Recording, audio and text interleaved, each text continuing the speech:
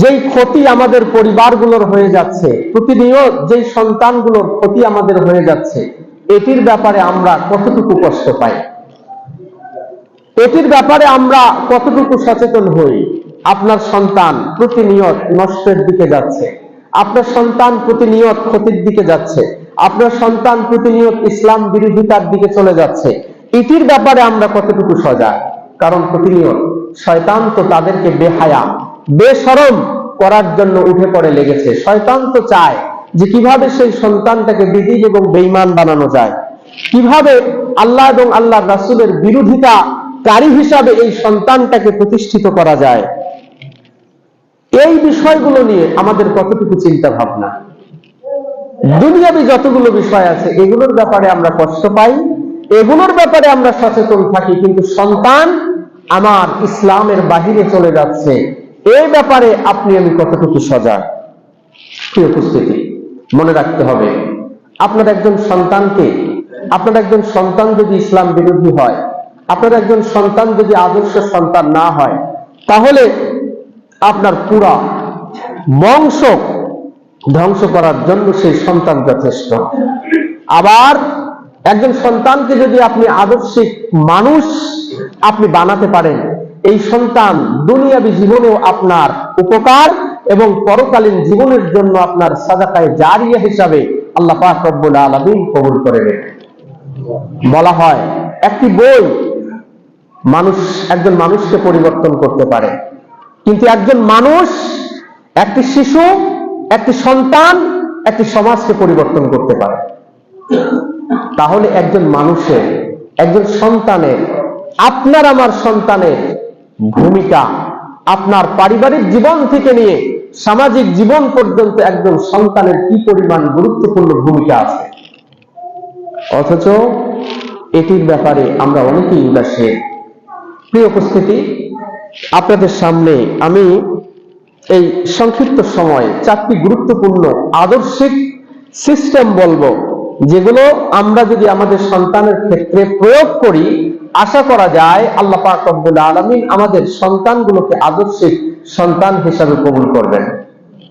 আমি আল্লাহর কাছে দোয়া করছি যে এই 4টি বিষয় আমরা গুরুত্ব সহকারে নেওয়ার চেষ্টা করব। আল্লাহ আমাদের সকলকেই তৌফিক দান করুন, আল্লাহুম্মা আমিন। প্রিয় উপস্থিতি, এই 4টি গুরুত্বপূর্ণ ফর্মুলা বলার আগেই আমি প্রথমেই আপনাদের দৃষ্টি আকর্ষণ করছি কয়েকটি বিষয়ে। বাচ্চা বা শিশু সমাজের গুরুত্বপূর্ণ একটি অংশ, সমাজের গুরুত্বপূর্ণ একটি পার্ট।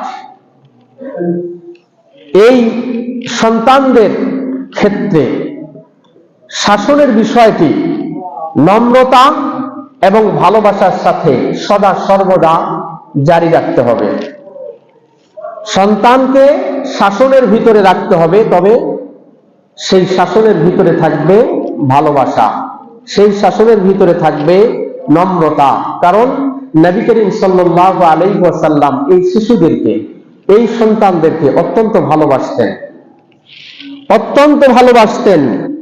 আল্লাহ রাসূল সাল্লাল্লাহু আলাইহি ওয়াসাল্লাম সন্তানদেরকে সবসময় যে একদম কঠোর শাসনের ভিতরে রাখতেন, বিষয়টি এরকম নয়, বরং তিনি অত্যন্ত ভালোবাসতেন। আল্লাহ রাসূলের এই স্বভাবটি হযরত আনাস রাদিয়াল্লাহু তাআলা আনহু তিনি বলেন যে কানান নাসু আরহামুন নাস বিসসিবিয়ান ওয়াল আয়াল। আল্লাহ রাসূল 2টি জিনিসের ব্যাপারে অধিক দয়ালু ছিলেন, অধিক স্নেহ, অধিক মমতা প্রদর্শন করতেন 2টি বিষয়ে। 1 বিসসিবিয়ান শিশুদের ক্ষেত্রে, 2 বিল আয়াল পরিবারের ক্ষেত্রে।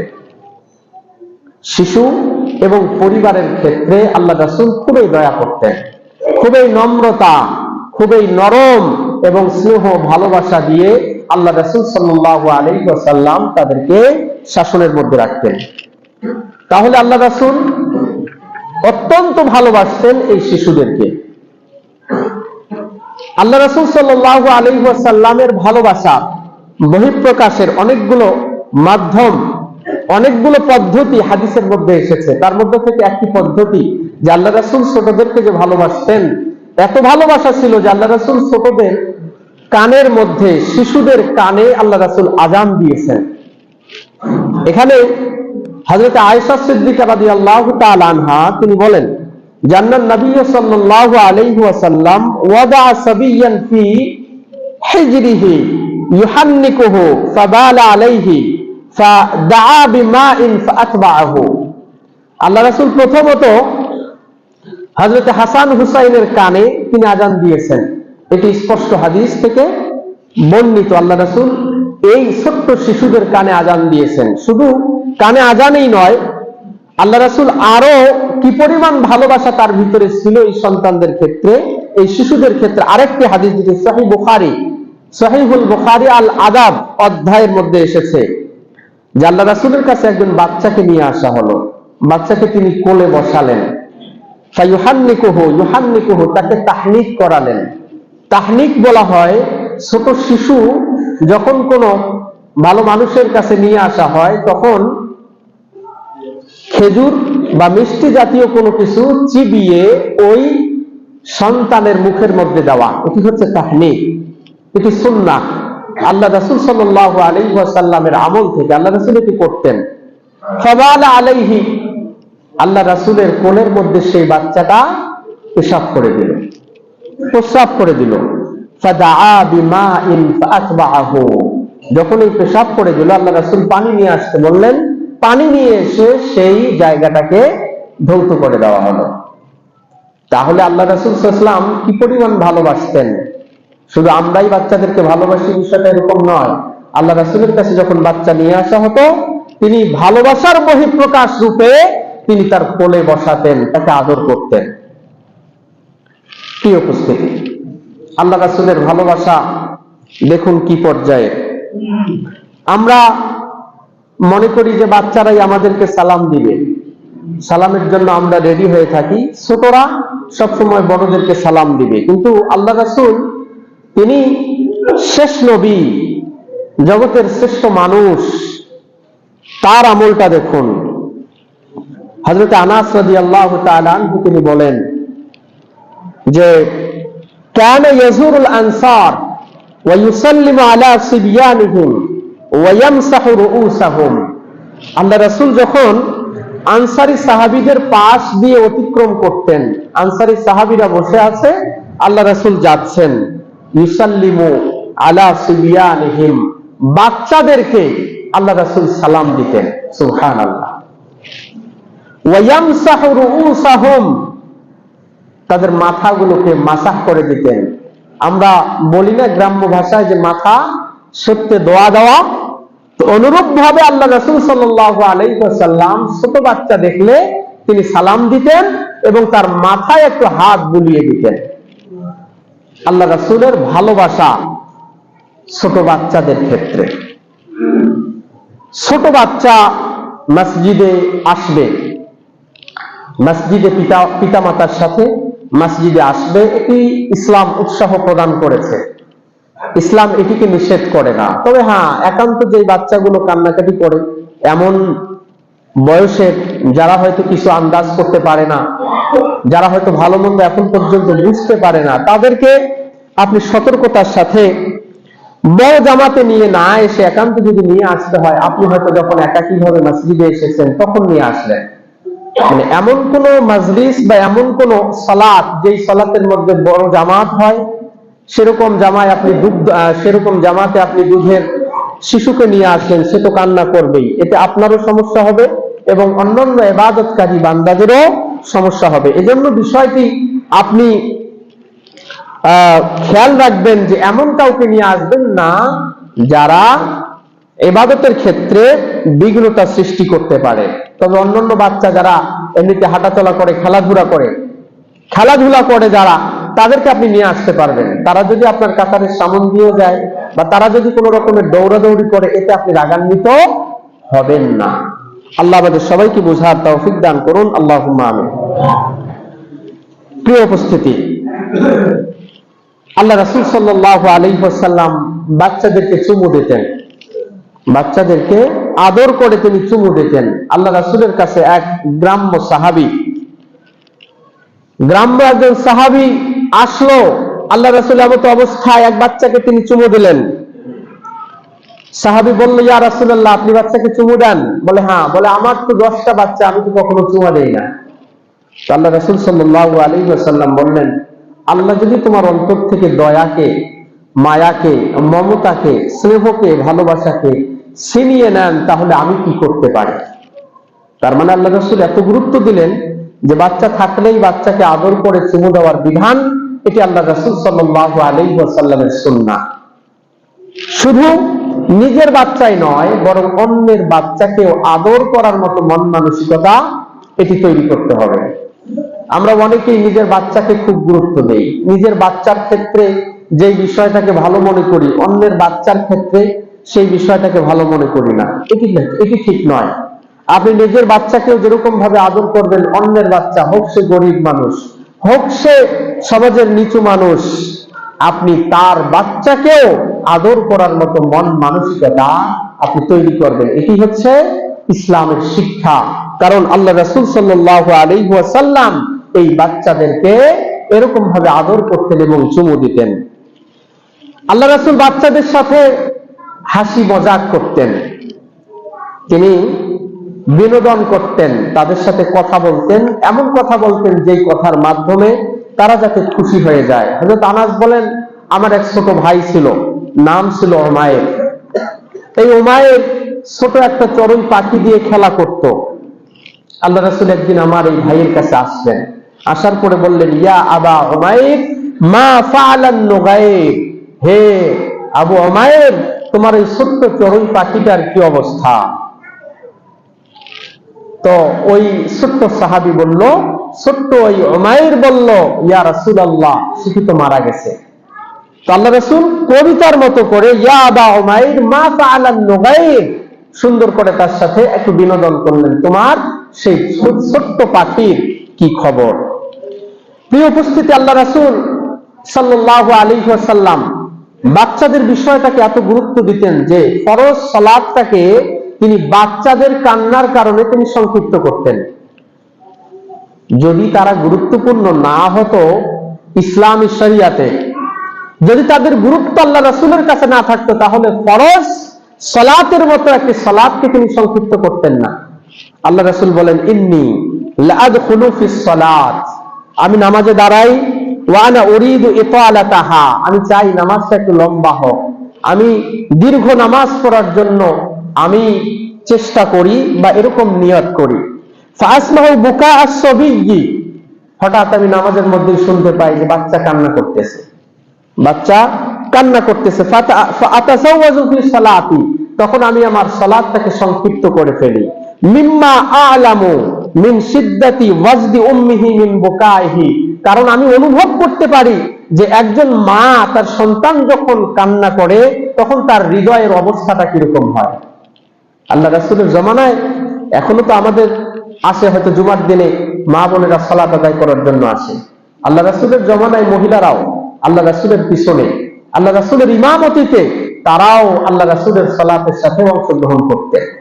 তো যখন সালাতে অংশগ্রহণ করতেন, স্বাভাবিকভাবেই একজন মায়ের ছোট বাচ্চা থাকতে পারে, এই বাচ্চা কান্নাকাটি করবেই, বাচ্চা কান্নাকাটি করতো। তো আল্লাহ রাসূল সাল্লাল্লাহু আলাইহি ওয়াসাল্লাম এই সালাতকে সংক্ষিপ্ত করতেন শুধুমাত্র বাচ্চার কান্নার কথাটাকে খেয়াল করে।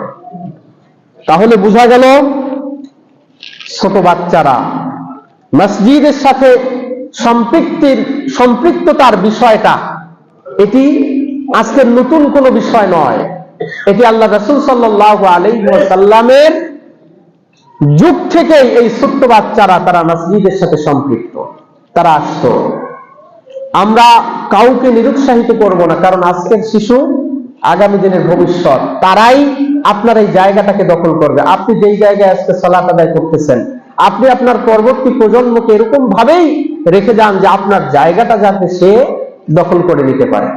এমন অনেক পরিবার দেখা গেছে বাবা নামাজ পড়তো, কিন্তু দেখা যায় যে সেই পরিবার থেকে আর কোনো নামাজি আসে না, অথচ বাড়ি আছে, ঘর আছে, সেই পরিবারের মধ্যে সদস্য আছে, কিন্তু একজন নামাজি যখন পৃথিবী থেকে বিদায় নিয়ে চলে গেছে, দ্বিতীয় নামাজি আর ওই বাড়ি থেকে আসে না।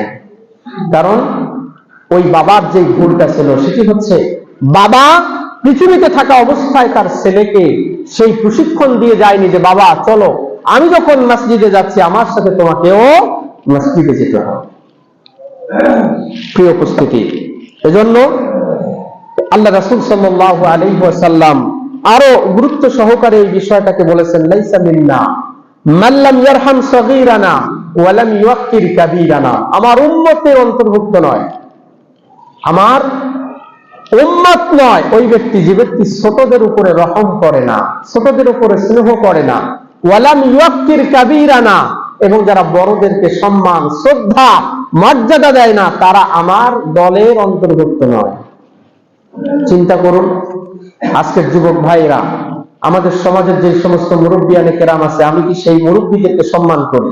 মুরব্বী আমরা যারা আছি তারা আমরা একটু চিন্তা করি যে আমার নিচের বয়সের যারা আছে আমরা কি তাদেরকে স্নেহ করি?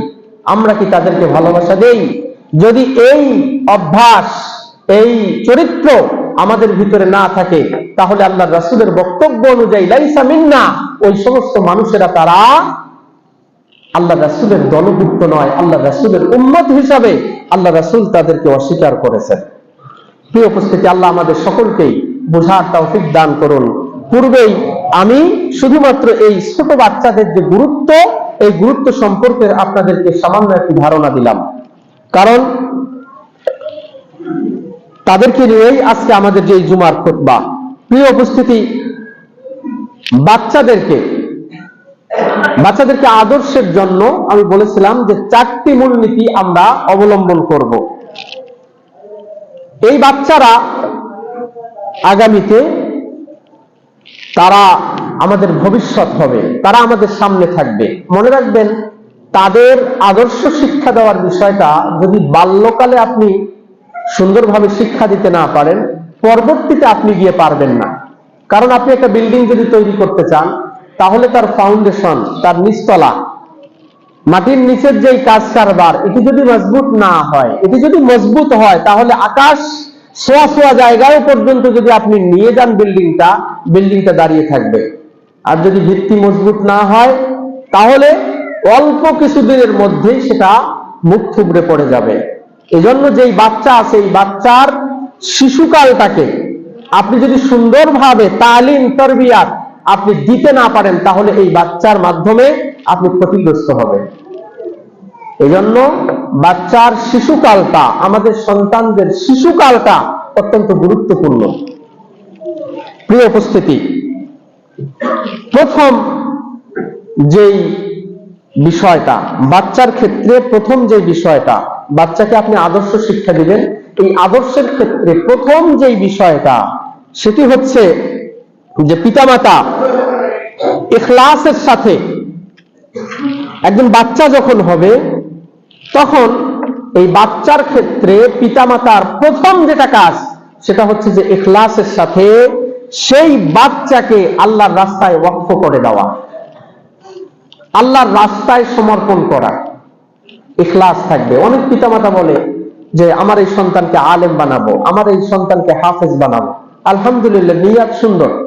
তো প্রত্যেক সন্তানের ক্ষেত্রে আমাদের অনেকেরই দেখা যায় যে 3টা সন্তান থাকে, 3টার মধ্যে থেকে একটাকে বলে যে এটাকে ডাক্তার বানাবো, এটাকে বানাবো আলেম, আর এটাকে বানাবো অমুক। তা আপনি এখানে বৈষম্য করলেন, একজনকে দ্বীনের ক্ষেত্রে অগ্রগামী করলেন, আরেকজনকে দুনিয়াবী ক্ষেত্রে অগ্রগামী করলেন। এই বৈষম্য বা এই পার্থক্য রাখা যাবে না। আপনি প্রত্যেক সন্তানকে আপনি দ্বীনের জন্য ওয়াকফ করতে হবে। প্রত্যেক সন্তানকে আল্লাহর রাস্তায় আপনি ওয়াকফ করবেন। প্রিয় উপস্থিতি, দুনিয়াবী বিষয়টাকে পিছনে ফেলে আপনি যদি দ্বীনের রাস্তাটাকে, দ্বীনটাকে যদি সামনে রাখতে পারেন, তাহলে আপনার এবং আপনার সন্তানের ভবিষ্যৎ উজ্জ্বল হবে। যে সমস্ত মানুষ সন্তানের ভবিষ্যতের বিষয়টাকে চিন্তা করে দুনিয়াবী বিষয়টাকে প্রাধান্য দেয়, দুনিয়াবী বিষয়টার দিকে মনোযোগী দেয়, এই মানুষগুলোর বিষয়টা হচ্ছে প্রকাশ্যভাবে যদিও বা আমরা দেখি যে তারা সফল কাম, তারা ডাক্তার হয়েছে, ইঞ্জিনিয়ার হয়েছে, আরো অন্যান্য অনেক কিছু হয়েছে, কিন্তু প্রকৃতপক্ষে দেখবেন যে তারা সফল কাম নয়। তারা সত্যিকার অর্থেই উন্নতি অগ্রগতি, সম্মান এবং মর্যাদার ভাগীদার হতে পারে না। অনেক ডাক্তার, অনেক ইঞ্জিনিয়ার দেখবেন যে তার অনেক টাকা আছে, অনেক পয়সা আছে, অনেক সম্মান এবং অনেক মর্যাদা আছে। আপনি তাকে কষ্ট করে এই চূড়ান্ত ধাপগুলোতে পৌঁছার জন্য আপনি তাকে সহযোগিতা করেছেন, অথচ আপনি এখন বার্ধক্যে, অথচ আপনার এই ইঞ্জিনিয়ার, আপনার এই ডাক্তার, আপনার এই সন্তান আপনার খোঁজ খবর নেয় না। পৃথিবীতে এমন পিতামাতার সংখ্যা খুবই কম যে পিতামাতা সন্তানকে দ্বীনের রাস্তায় দিয়েছে। আমি বলছি না যে একবারে মাদ্রাসায় ভর্তি করে দিয়ে কোরআন থেকে নিয়ে শুরু করে একদম বুখারী পর্যন্ত, দাওরায়ে হাদিস পর্যন্ত আপনি প্রত্যেকটা সন্তানকে, আপনার সন্তানকে আলেম বানাবেন, এই কথা আমি বলতেছি না। কিন্তু আপনার সন্তানকে আপনি দ্বীন বুঝাবেন, আদর্শ শিক্ষা দিবেন। আপনি আপনার সন্তানকে দ্বীন বুঝান, আদর্শ শিক্ষা দেওয়ার পরে ডাক্তার বানান, ইঞ্জিনিয়ার বানান, আপনি আরো দুনিয়াবি যতগুলো পদবি আছে সবগুলো বানান, এতে কোনো রকমের সমস্যা নেই। কারণ দুনিয়াতে ডাক্তারেরও প্রয়োজন আছে, ইঞ্জিনিয়ারেরও প্রয়োজন আছে, আলেমেরও প্রয়োজন আছে। তবে মুসলিম হিসাবে মূলে আমাদের থাকবে ইসলামী আদর্শ। শুধুমাত্র যারা দুনিয়াবি বিষয়টাকে প্রাধান্য দিয়েছে তারা ক্ষতিগ্রস্ত হয়েছে, তারা ক্ষতিগ্রস্ত হয়েছে এবং তারা ক্ষতিগ্রস্ত হবে। প্রিয় উপস্থিতি, সাইয়্যিদনা হযরত ইব্রাহিম আলাইহিস সালাতু ওয়াস সালাম তার সন্তান হযরত ইসমাঈল আলাইহিস সালাতু ওয়াস সালামকে তিনি দ্বীনের বিষয়টাকে প্রাধান্য দিয়ে তিনি জনমানবহীন এলাকার মধ্যে হযরত ইসমাঈল এবং হযরত হাজরা আলাইহিস সালাতু ওয়াস সালামকে তিনি রেখে আসলেন। উদ্দেশ্য কি ছিল? উদ্দেশ্য ছিল যে এই সন্তান আমার সালাত কায়েম করবে, সালাত কায়েম করবে। নির্জন জায়গায় তিনি রেখে আসলেন। আল্লাহ পাক রব্বুল আলামিন তার এই নিয়তের মধ্যে বরকত দিয়েছেন। আল্লাহ পাক রব্বুল আলামিন সেই সন্তানকে সালাত কায়েমকারী বানিয়েছেন। পৃথিবীর ইতিহাসে যতদিন হযরত ইব্রাহিম আলাইহিস সালাতু ওয়াস সালামের নাম উচ্চারিত হবে, হযরত ইসমাঈল আলাইহিস সালাতু ওয়াস সালামকেও মানুষ স্মরণ করবে। আল্লাহ পাক রব্বুল আলামিন এত বরকত দিয়েছেন। তো আপনি দ্বীনের ক্ষেত্রে আপনার সন্তানকে প্রাধান্য দিন, আল্লাহ পাক রব্বুল আলামিন আপনাকে বরকত দান করবেন। আর দ্বীনের ক্ষেত্রে আপনি আপনার সন্তানকে না রেখে যদি দুনিয়াকে প্রাধান্য দেন, তাহলে সেটি আপনার আমার জন্য খারাপ হবে। হযরত উম্মে সুলাইম রাদিয়াল্লাহু তাআলা আনহা তিনি খাদ্যের অভাবে নিজের সন্তানকে নিজের কাছে রাখতে পারতেছেন না, খাবার নেই। আল্লাহ রাসূলের কাছে তিনি দিয়ে আসলেন। আল্লাহ রাসূল সাল্লাল্লাহু আলাইহি ওয়াসাল্লামের কাছে হযরত আনাস তিনি বড় হলেন। এই আনাস রাদিয়াল্লাহু তাআলা আনহু শিক্ষা দীক্ষায় এত উন্নত হলেন যে আজকে আপনি হাদিসের জগতে আপনি বিচরণ করলেই হযরত আনাসের নাম উঠে আসবে। হযরত আনাসের নাম রাদিয়াল্লাহু তাআলা আনহু আপনি আমি পড়তে বাধ্য হয়ে যাই। যতদিন পর্যন্ত এই পৃথিবীতে ইলম থাকবে, হাদিস থাকবে, ততদিন পর্যন্ত এই আনাস রাদিয়াল্লাহু তাআলা আনহুর নাম উচ্চারিত হবে। প্রিয় উপস্থিতি, তাহলে আপনি আপনার সন্তানকে দ্বীনের ক্ষেত্রে প্রাধান্য দেওয়ার বিষয়টা আপনাকে প্রথমত মাথায় রাখতে হবে। প্রিয় উপস্থিতি, পিতামাতা ক্ষেত্রে সর্বপ্রথম আমরা যেই ভুলটা করি সেটি হচ্ছে যে আমরা দুনিয়াটাকে সন্তানের ক্ষেত্রে আমরা প্রাধান্য দেই। এই সিদ্ধান্তটা প্রথম যখন আমরা নেই, এটি আমরা ভুল করি। এই ভুলের খেসারত হিসাবে সারা জীবন পর্যন্ত আপনাকে এই ভুলের খেসারত দিতে হয়। আপনি দেখুন হযরত ওমর ইবনে আব্দুল আজিজ রাহিমাহুল্লাহ, পৃথিবীর ইতিহাসে একজন জগৎ বিখ্যাত একজন মানুষ, তিনি যখন মৃত্যুবরণ করতেছেন, মৃত্যুর পূর্বে তেনার সন্তানদের জন্য রেখে যাওয়ার মতো সেরকম কোনো সম্পদ নাই, অল্প কিছু টাকা তিনি রেখে যাচ্ছেন। তেনার মৃত্যু হয়ে যাবে এমন অবস্থায় কিছু মানুষ জিজ্ঞাসা করলো, আমিরুল মুমিনিন, আপনি আপনার সন্তানদের জন্য কি রেখে যাচ্ছেন? আপনার সন্তানদের জন্য রেখে যাওয়ার মতো তো এমন কোনো কিছু আমরা দেখতে পাচ্ছি না। তিনি বললেন যে ওই মহান আল্লাহ পাক রব্বুল আলামিনই সারা পৃথিবীর মানুষকে দান করেন। তিনি ভালো মানুষদের সন্তানদেরকে তিনি বিপদে ফেলেন না। ভালো মানুষদের সন্তানদেরকে তিনি ধ্বংস করেন না। তিনি কোরআনের সূরা আল আরাফের 196 নম্বর আয়াতটা তিনি তেলাওয়াত করলেন। তিনি বললেন, ইন্না ওয়ালিয়াল্লাহুল্লাযী নাযালাল কিতাবা ওয়া হুয়া ইয়াতাওয়াল্লাস সালিহিন। নিশ্চয় আল্লাহ সুবহানাহু ওয়া তাআলা আমার অভিভাবক, তিনি আমার অভিভাবক। আল্লাযী নাযালাল কিতাবা, যিনি এই কিতাব কোরআনুল কারীম এই পৃথিবীতে নাজিল করেছেন। শুধু আমার অভিভাবকই নন, ওয়া হুয়া ইয়াতাওয়াল্লাস সালিহিন, তিনি নেককার মানুষদের অভিভাবক। তো আমি যদি ভালো মানুষ হই, আমার সন্তানরাও তারা ভালো মানুষ হবে। আর আমার সন্তানরা যদি ভালো মানুষ হয়, তাহলে ভালো মানুষদের অভিভাবক হচ্ছে আল্লাহ পাক রব্বুল আলামিন। আর আল্লাহ যার অভিভাবক হবে, সেই মানুষের কোনো দুঃখ, সেই মানুষের কোনো কষ্ট, সেই মানুষের কোনো চিন্তা থাকতে পারে না। পৃথিবী দেখেছে, সেই ওমর ইবনে আব্দুল আজিজ রাহিমাহুল্লাহ তার সন্তানদেরকে সামান্য কিছু দিয়েই পৃথিবীতে রেখে গেছেন। অথচ জিহাদের ময়দানে এই ওমর ইবনে আব্দুল আজিজ রাহিমাহুল্লাহর সন্তানরা তারা শত শত ঘোড়া, শত শত সওয়ারি তারা আল্লাহর রাস্তায় কোরবানি করে দিয়েছেন।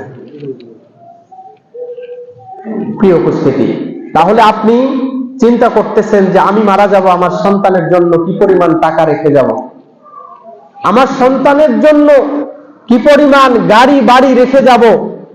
এই বিষয়টাকে আপনি গুরুত্ব দিতে গিয়ে আপনি ভুল করতেছেন। আপনি আপনার সন্তানকে আদর্শের শিক্ষা আপনি পৃথিবীতে দিয়ে যান। আপনি যদি আপনার সন্তানের জন্য টাকা পয়সা গাড়ি বাড়ি কোনো কিছু নাও দিয়ে যেতে পারেন, এই আদর্শটাই আপনার সন্তানের জন্য যথেষ্ট হবে। আমার মূল বক্তব্য হচ্ছে যে সন্তানের ক্ষেত্রে প্রথম সিদ্ধান্ত আপনাকে যেটা নিতে হবে যে আমার এই সন্তানকে আমি আদর্শবান একজন সন্তান হিসাবে গড়ে তুলতে চাই। এটি আপনার জন্য প্রথম কাজ এবং প্রথম দায়িত্ব। আল্লাহ আমাদের সকলকেই বোঝার তৌফিক দান করুন, আল্লাহুম্মা আমিন। প্রিয় উপস্থিতি, দ্বিতীয় নম্বর যে বিষয় সেটি হচ্ছে যে আপনার সন্তান আছে, আপনি সেই সন্তানের জন্য ধাপে ধাপে আপনি আল্লাহর কাছে মঙ্গলের জন্য, তার কল্যাণের জন্য আপনি দোয়া করবেন। আপনার সন্তান আছে, আপনার ছেলে আছে, আপনার মেয়ে আছে, এই সন্তানের জন্য আপনি আল্লাহ পাক রব্বুল আলামিনের কাছে দোয়া করবেন। কারণ পিতামাতার দোয়া সন্তানের জন্য অত্যন্ত গুরুত্বপূর্ণ। আমাদের সন্তান আছে, আমরা হয়তো চেষ্টা করতেছি, কিন্তু আমরা আমাদের এই সন্তানদের জন্য দোয়ার ক্ষেত্রে গাফেল। অথচ নবী এবং রাসূলরা পর্যন্ত, নবীর সন্তান তিনি দোয়া করতেন। হযরত ইব্রাহিম আলাইহিস সালাতু ওয়াস সালাম তার সন্তান হযরত ইসমাঈলের মতো মানুষের জন্য দোয়া করেছেন।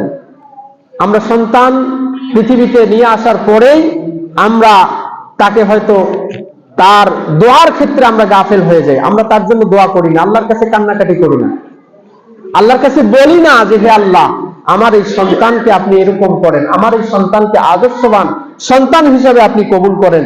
এই বিষয়টা থেকে আমরা গাফেল থাকি। অথচ আল্লাহ রাসূল সাল্লাল্লাহু আলাইহি ওয়াসাল্লাম নিজের পরিবারের যেই সন্তানগুলো ছিল তাদের জন্য যেরকম ভাবে দোয়া করতেন, অন্যান্য আরো যে সমস্ত সন্তান তেনার কাছে নিয়ে আসা হতো তিনি তাদের জন্য দোয়া করে দিতেন। হযরত আব্দুল্লাহ ইবনে সালামের সন্তান ইউসুফ তিনি বলেন যে আমাকে বাল্যকালে আল্লাহ রাসূলের দরবারে আমাকে নিয়ে আসা হলো, আল্লাহ রাসূলের কাছে আসলাম। আজলাসানি রাসূলুল্লাহ সাল্লাল্লাহু আলাইহি ওয়াসাল্লাম ফি হিজরিহি, আল্লাহ রাসূল আমাকে কোলের মধ্যে বসায় নিলেন। ওয়া মাসাহা আলা রাসি, আল্লাহ রাসূল আমার মাথার মধ্যে হাত বুলিয়ে দিলেন। ওয়া সাম্মানি ইউসুফ ওয়া দাআলি বিল বারাকাহ, আমার নাম রাখলেন ইউসুফ এবং আমার জন্য তিনি বরকতের দোয়া করলেন। বেশ বড় ছিল। আল্লাহ রাসূল সাল্লাল্লাহু আলাইহি ওয়াসাল্লাম তারপরেও তাকে কোলে বসালেন এবং তার নামকরণ করলেন এবং তার জন্য দোয়া করলেন। এটি তিনি স্বয়ং বর্ণনা করতেছেন। তাহলে আপনি আপনার নিজের সন্তানের জন্য দোয়া করবেন, অপরের সন্তানের জন্য আপনি দোয়া করবেন। আতা ইবনে আবি সাইদ রাদিয়াল্লাহু তাআলা আনহু, তিনি একজন সাহাবী। এই আতা রাদিয়াল্লাহু তাআলা আনহু তিনি সাইদ ইবনে ইয়াজিদকে দেখলেন, দেখা গেল যে তার দাড়ি পেকে গেছে কিন্তু মাথার চুলগুলো পাকে নেই।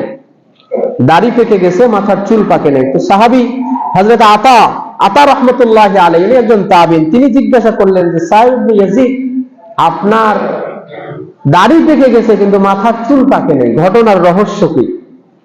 তো তিনি বললেন যে আমার মাথার চুল কোনোদিন সাদা হবে না। আমার দাড়ি পাকতে পারে কিন্তু মাথার চুল কোনোদিন সাদা হবে না। কেন? তখন তিনি বলেন যে আমি আল্লাহ রাসূলের পাশ দিয়ে অতিক্রম করতেছিলাম, আল্লাহ রাসূল আমাকে সালাম দিলেন। সালাম দেওয়ার পরে বললেন, বাচ্চা তোমার নাম কি? আমরাও যেরকম ভাবে আমাদের সাথে এই ঘটনা ঘটে, আমরা বিভিন্ন জায়গায় যাওয়ার পরে কোনো বাচ্চাকে যদি দেখি, আমরা বলি, বাচ্চা তোমার নাম কি, তোমার বাড়ি কোথায়, তোমার বাবা কে? বিভিন্ন বিষয় কৌতূহল আমাদের থাকে, আমরাও জিজ্ঞাসা করি। তো রাসূল সাল্লাল্লাহু আলাইহি ওয়াসাল্লামও তাকে এরকম ভাবে জিজ্ঞাসা করেছিলেন যে তোমার নাম কি, তোমার বাবার নাম কি, কোথায় থাকো, এই বিষয়গুলো জিজ্ঞাসা করার পরে আল্লাহ রাসূল সাল্লাল্লাহু আলাইহি ওয়াসাল্লাম আমার মাথায় হাত বুলিয়ে দিয়ে বলছেন, বারাকাল্লাহু ফীক, আল্লাহ তোমার উপরে বরকত দান করো। তা আমার বিশ্বাস আল্লাহর রাসূল সাল্লাল্লাহু আলাইহি ওয়াসাল্লামের এই দোয়ার কারণে আজকে আমি বার্ধক্যে উপনীত হয়েছি, আমার দাড়ি সাদা হয়ে গেছে কিন্তু আমার মাথার চুল সাদা হবে না, হয়নি এবং হবে না, আমি এটি বিশ্বাস করি। প্রিয় উপস্থিতি, এই হাদিসের মাধ্যমেও আমরা বুঝলাম যে আল্লাহর রাসূল তিনি দোয়া করতেন।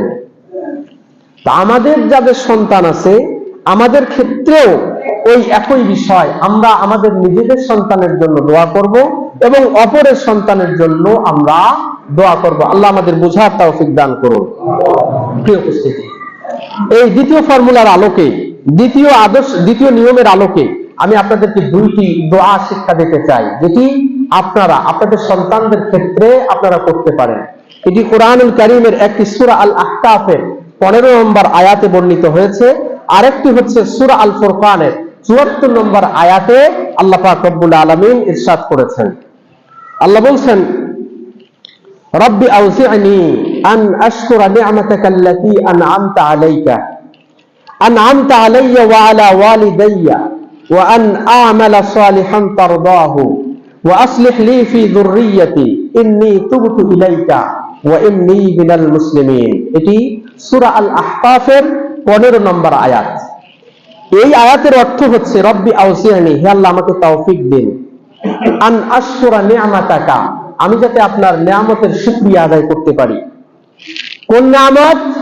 আন'আমতা আলাইয়া, যে নিয়ামত আপনি আমাকে দান করেছেন, ওয়া আলা ওয়ালিদাইয়া, আমার পিতামাতাকেও যে নিয়ামত আপনি দান করেছেন, সেই নিয়ামতের শুকরিয়া যাতে আমি আদায় করতে পারি, সেই তৌফিক আপনি আমাকে দান করেন। সাথে কি? ওয়া আন আ'মালা সালিহা, যাতে আমি নেক কাজ করতে পারি, ভালো কাজ করতে পারি, এমন ভালো কাজ যেই ভালো কাজে আপনি সন্তুষ্ট হবেন। ওয়া আসলিহ লি ফি যুররিয়্যাতি, হে আল্লাহ আপনি আমার পরিবারকে সংশোধনী দিন, আপনি আমার পরিবারকে সংশোধন করুন।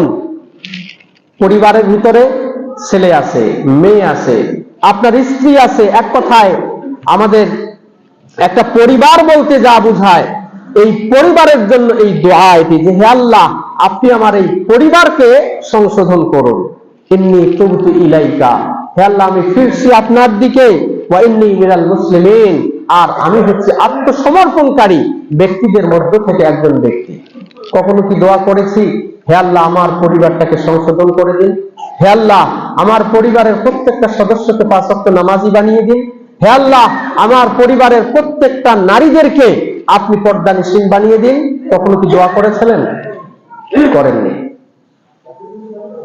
এই দোয়া আমরা প্রত্যেক মুসলিম করব। সূরা আল আহকাফ আয়াত নাম্বার 15। এই দোয়া যদি আমরা করি, এই আয়াতের পরেই আল্লাহ পাক রব্বুল আলামিন কি হবে, আমাদের পুরস্কার কি, আমাদের প্রতিদান কি, আল্লাহ পাক রব্বুল আলামিন বলেছেন, উলাইকাল্লাযীনা নাতাকাব্বালু আনহুম আহসানা মা আমিলু ওয়া নাতাজাওয়াজু আন সাইয়্যাতিহিম ফি আসহাবিল জান্নাহ ওয়া'দাস সিদকিল্লাযী কানু ইউআদুন। আল্লাহ বলেছেন, যারা এরকম ভাবে বলবে আমি আল্লাহ পাক রব্বুল আলামিন তাদের নেক কাজগুলোকে কবুল করব। জীবনে আজকে আপনার বয়স হচ্ছে 50 বছর, আপনি এখন 50 বছরে যদি এই দোয়া করেন, 50 বছরের পূর্বে যতগুলো নেক কাজ করছেন সবগুলো আল্লাহ পাক রব্বুল আলামিন কবুল করবেন। ওয়া নাতাজাওয়াজু আন সাইয়্যাতিহিম, 50 বছর আগে যতগুলো পাপ আপনি করেছেন সবগুলো পাপ আল্লাহ তাআলা মিটাইয়া দিবেন, মুছে দিবেন। ফি আসহাবিল জান্নাহ, জান্নাতীদের অন্তর্ভুক্ত আপনাকে করবেন। ওয়াদা সিদক, আল্লাহ বলেন এই ওয়াদাটা সত্য ওয়াদা, এটি কোন লোক দেখানো ওয়াদা নয়, বরং এই ওয়াদা সত্য ওয়াদা। আল্লাযী কানু ইউআদুন, যে ওয়াদা তাদের সাথে করা হচ্ছে। অর্থাৎ আপনি এই দোয়া প্রতিনিয়ত করুন। সূরা আল আহকাফের 15 নম্বর আয়াত আপনি তেলাওয়াত করুন, আল্লাহ আপনার পূর্বের গুনাহ মাফ করবেন এবং পূর্বের যাবতীয় নেক আমলগুলোকে কবুল করবেন। আপনার পরিবারের মধ্যে আল্লাহ পাক রব্বুল আলামিন সংশোধনী দান করবেন। আল্লাহ আমাদের কবুল করুন, আল্লাহুম্মা আমিন।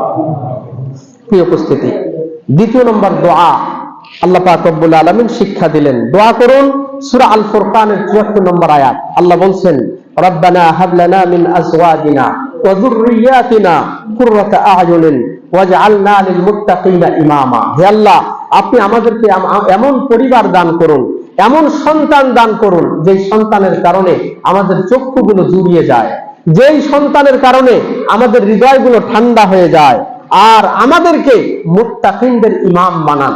আমার পরিবারের মধ্যে সবাই মুত্তাকি, সেই মুত্তাকিদের ইমাম আমি, এরকম মানুষ আমাদেরকে বানান। এই দোয়া আল্লাহ পাক রব্বুল আলামিন আমাদের সকলকেই করার তৌফিক দান করুন, আল্লাহুম্মা আমিন। প্রিয় উপস্থিতি, তৃতীয় নম্বর যে বিষয়, সেটি হচ্ছে বাচ্চাকে যদি আপনি আদর্শ শিক্ষা দিতে চান তাহলে পিতামাতাকে আদর্শবান হতে হবে। পিতামাতা উত্তম ব্যবহারের মাধ্যমে তাদেরকে চরিত্র শিক্ষা দিতে হবে। উত্তম চরিত্র, উত্তম ব্যবহারের মাধ্যমে আপনার সন্তানকে শিক্ষা দিতে হবে। যেরকম আপনি আপনার সন্তানদের ক্ষেত্রে আপনি মডেল হবেন। কিরকম? আপনি আউয়াল ওয়াক্তে সালাত মসজিদের মধ্যে এসে পড়তেছেন, আপনার সন্তানের হৃদয়ের মধ্যে সেটি গেঁথে যাবে যে না, আমার বাবা আউয়াল ওয়াক্তে, প্রথম ওয়াক্তে আজানের সঙ্গে সঙ্গে মসজিদে যায়, এই আমলটা তার অন্তরের মধ্যে বসে যাবে। আপনি গভীর মনোযোগ সহকারে আপনি কোরআনুল কারীম আপনি তেলাওয়াত করেন, আপনার সন্তানের ভিতরেও বসে যাবে। আপনি যাবতীয় চরিত্রের ক্ষেত্রে আপনি আপনার সন্তানকে শিক্ষা দিতে পারেন, আপনার বিষয়গুলোই আপনার সন্তান শিক্ষা লাভ করতে পারবে। যদি দেখা যায় আপনি সালাত আদায় করেন না, আপনি বাড়িতে থাকা অবস্থায় সন্তানকে বলছেন বাবা নামাজে যাও, মসজিদে যাও, আজান হয়ে গেছে, সন্তান এটিকে গুরুত্ব দিবে না। আপনি যদি তাকে সাথে নিয়ে আসেন বা আপনি যদি প্রথম কাতারে থাকেন, তাহলে আপনার সন্তান দ্বিতীয় কাতারে থাকার সম্ভাবনা আছে। আপনি প্রথম কাতারে থাকবেন, আপনার সন্তান দ্বিতীয় কাতারে, আপনি দ্বিতীয় কাতারে থাকলে আপনার সন্তান তৃতীয় কাতারে থাকবে। আর আপনি যদি বাড়িতে থাকা অবস্থায় তাকে প্রথম কাতারে দেখতে চান, এটি হবে না। সন্তানকে আদর্শ শিক্ষা দিতে চান, সন্তানের সামনে কখনো স্বামী স্ত্রী ঝগড়া করবেন না। একজন আরেকজনকে গালি দিচ্ছে, স্ত্রীও স্বামীকে গালি দিচ্ছে, স্বামী স্ত্রীকে গালি দিচ্ছে, ওই সন্তানের কাছ থেকে আপনি তাকওয়া, ওই সন্তানের কাছ থেকে পরহেজগারি, ওই সন্তানের কাছ থেকে আদর্শ, ওই সন্তান পরবর্তীতে বউর সাথে ঝগড়া করবে না, এরকম আশা আপনি যদি করেন তাহলে আপনি বোকার স্বর্গে বাস করতেছেন। তাহলে তৃতীয় নম্বর যে বিষয়, পিতামাতাকে মডেল হতে হবে সন্তানের জন্য। আপনার প্রত্যেকটা কাজ, আপনার প্রত্যেকটা পদক্ষেপ আপনার সন্তান আপনাকে ভালো করে লক্ষ্য করতেছে। প্রিয় উপস্থিতি, এজন্য আল্লাহ রাসূল সাল্লাল্লাহু আলাইহি ওয়াসাল্লাম বলেছেন, মুরু আওলাদাকুম বিস-সালাতি ওয়া হুম আবনাউ 7 সিনিন, 7 বছর বয়স হয়ে গেলে আপনার সন্তানকে নামাজের তাগিদ আপনাকে দিতে হবে। ওয়াদরিবুহুম আলাইহা ওয়া হুম আবনাউ 10 সিনিন, যখন তাদের বয়স 10 হয়ে যাবে তখন তাকে এই সালাতের জন্য আপনি ব্যত্রাঘাত করার অনুমতি ইসলাম আপনাকে দিয়েছে। ওয়াফাররিকু বাইনাহুম ফিল মাবাজি, এবং 10 বছর বয়স যখন হয়ে যাবে তখন সন্তানদের বিছানা আলাদা করে দেওয়ার জন্য বলা হয়েছে। 10 বছর বয়স আপনি বাচ্চাদের বিছানা আপনি আলাদা করে দিবেন, এটি হচ্ছে শরীয়তে ইসলামের আদর্শ, এটি হচ্ছে ইসলামের আদর্শ। প্রিয় উপস্থিতি, 10 বছর হয়ে গেলে ছেলে মেয়ে কিংবা মেয়ে মেয়ে বা ছেলে ছেলে একই সাথে একই বিছানার মধ্যে থাকবে না, এটি হচ্ছে ইসলামের শিক্ষা। যদি অর্থনৈতিক দুর্বলতার কারণে এমন হয় যে প্রত্যেকের জন্য আলাদা রুম করে দেওয়া সম্ভব নয়, কমপক্ষে বিছানাটা আপনি আলাদা করে দিবেন। বিছানাও যদি আলাদা করে দেওয়া সম্ভব নাও হয়ে থাকে, কমপক্ষে তাদের গায়ের চাদরটা যাতে আলাদা হয়, গায়ের চাদর যাতে আলাদা হয়। কারণ হচ্ছে যে সমস্ত সন্তানরা সালাত আদায় করে না, যারা সালাত আদায় করে না এবং শরীয়তের এই বিষয়গুলোর দিকে খেয়াল রাখে না, তাদের মাধ্যমে অনইসলামিক অনৈতিক কার্যকলাপ হওয়ার সম্ভাবনা আছে। সেটি নিজের রক্তের সম্পর্ক হলেও অনৈতিক সম্পর্ক স্থাপনের সম্ভাবনা আছে। এই জন্য ইসলাম বলেছে যে 10 বছর হলেই তাদের রুম এবং তাদের বিছানা আলাদা করে দেওয়ার মতো একটি সিস্টেম চালু করতে হবে। আশা করছি আপনারা সকলেই বুদ্ধিমান, এই বিষয়টি বুঝে নেবেন। আল্লাহ আমাদের সবাইকে বোঝার তৌফিক দান করুন, আল্লাহুম্মা আমিন। প্রিয় উপস্থিতি, চতুর্থ নম্বর যে বিষয়টা, সেটি হচ্ছে যে আমরা সন্তানের জন্য ইখলাসের সাথে আমরা আল্লাহর রাস্তায় ওয়াকফ করব। দ্বিতীয় নম্বর সেটি হচ্ছে তাদের জন্য দোয়া করব। তৃতীয় নম্বর আমরা তাদের জন্য উত্তম নমুনা হব। চতুর্থ নম্বর হচ্ছে আমরা তাদের জন্য উপদেশ দিব, পিতামাতা তাদের জন্য উপদেশ দিব। আমরা ইখলাস আমাদের ইখলাস নাই, আমাদের নিজের ব্যক্তিগত উত্তম আদর্শ নাই, আমরা দোয়া নাই, আমরা দোয়া করি না। এরপরে দেখা যায় যে অনেক সময় আমরা ওয়াজ করি, আমরা শুধু তাদেরকে ওয়াজ করি যে তুমি ভালো হও, তুমি আদর্শ হও, ও হও, সে হও, আমরা এই কথাগুলো বলি। এটার উদাহরণ হচ্ছে যে যেরকম ভাবে স্বচ্ছ পানিতে কাদা নিক্ষেপ করলে যেরকম ভাবে সেই পানির স্বচ্ছতা থাকে না, অনুরূপ ভাবে পূর্বের যে 3টি ফর্মুলা, 3টি নীতির কথা, 3টি আমলের কথা বলা হলো, এগুলো যদি না থাকে, শুধুমাত্র ওয়াজ যদি তাদেরকে বলা হয়, এগুলোর ভিতরেও কোনো স্বচ্ছতা থাকবে না। অর্থাৎ পূর্বের গুলো থাকার পরে আপনি আপনার সন্তানদেরকে আপনি উপদেশ দিবেন। হযরত লোকমান হাকিম, লোকমান আলাইহিস সালাতু ওয়াস সালাম, তিনি তার সন্তানদেরকে অনেকগুলো উপদেশ দিয়েছেন। সংক্ষিপ্ত ভাবে বলছি, ইয়া বুনাইয়া লা তুশরিক বিল্লাহ। প্রথম উপদেশ ছিল, হে সন্তান তুমি আল্লাহর সাথে শিরিক করো না। দ্বিতীয় নম্বর তিনি উপদেশ দিয়েছেন যে সন্তান, আমল ছোট হোক বড় হোক, কিয়ামতের ময়দানে এটি স্পষ্ট করা হবে, এটি গোপন থাকবে না।